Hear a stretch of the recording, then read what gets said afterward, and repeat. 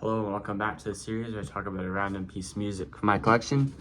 Today I will talk about The Perfect Kiss 12-inch single by New Order. I guess I'll start by saying this was at one point my favorite song of all time. Now it's probably my second favorite behind Close to the Edge by Yes, but you know, for a while this was my favorite. It is a long single. It is 8 minutes and 50 seconds. It's a classic New Order style song where you have the long intro and the epic outro and kind of the pop song in the middle. You know, it starts just with like a simple sequencer pattern and then adds a kick drum and then adds bass and blah, blah, blah, just builds and builds, and then eventually comes into more of a pop song with interesting vocals by Bernard. It's not really like very good vocals, but at the same time it sort of works for the song either way. But the real great part of this single is the end of the A side, where first you have like this really heavy industrial sounding synth part that is really cool. If you look on the music video, I'm assuming they played it how they actually would play the song. It's like this really cool synth melody. It's only actually 2 notes just played back to back in rhythm. And Peter Hook plays drums over that, electronic drums. Then there's this more slower, almost spa section with frog noises.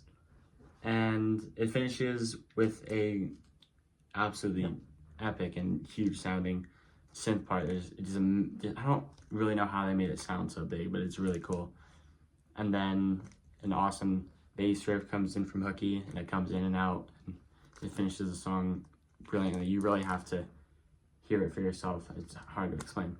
I remember I first heard this song actually when I watched the music video, which the music video is also really good. The music video is the entire song. It's not like the 7-inch version or anything. And it's a cool video because it's directed by Jonathan Demme, and there's only one shot in the whole music video where you can see more than one band member. They're each individual shots for almost the whole thing, which makes it really cool. And the only disappointment about the music video is that it's a live performance, which is not quite as good as the studio version, mainly just because the end sounds so different. Obviously, we're aided in the studio to make it sound as big as it did. But either way, actually, I lied. That was not the first time I heard it watching the music. The first time I heard it, I wanted to try out New Order when I was very new to my music discovery. And I found a little playlist, and the 7-inch version of this was on it. And then I got home later and found the music video, and a bunch of the comments were saying this is the best version, so okay. But then, at the time, I didn't know that the music video and the 12-inch were actually different versions, so I don't know how much later I realized that, but then I just tried to find a version of similar length, and then I found a Substance Edit, which is like about 50 seconds shorter than the 12-inch, and then I listened to that for a while, and then eventually I imported the 12-inch version into my library, but then now it's on streaming as a single, so there you go.